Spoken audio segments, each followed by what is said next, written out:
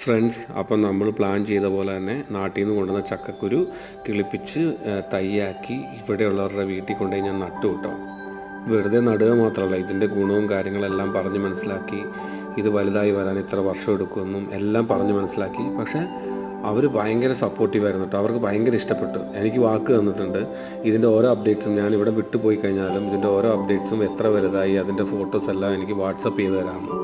മുൻപിട്ട വീഡിയോയിൽ പലരും കമൻറ്റ് ചെയ്യുമായിരുന്നു ആഫ്രിക്കയിൽ ചക്കയില്ലെന്ന് ആരാ പറഞ്ഞതെന്ന്. ആഫ്രിക്കയിൽ ചിലപ്പോൾ ചക്ക ഉണ്ടാവുമായിരിക്കാം, പക്ഷേ നമ്മുടെ നാട്ടിലെ പോലെ സുലഭമായിട്ട് കിട്ടുന്ന ഒന്നല്ല ചക്ക. അതുകൊണ്ട് കൂടി തന്നെയാണ് ഞാനിത് നട്ടത്.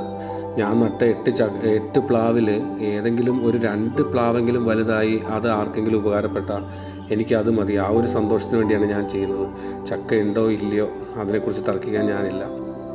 എന്തായാലും ഇതിൻ്റെ ഫുൾ വീഡിയോ ചാനലിലുണ്ട്. താല്പര്യമുള്ളവർ കയറി കാണുക, സപ്പോർട്ട് ചെയ്യുക.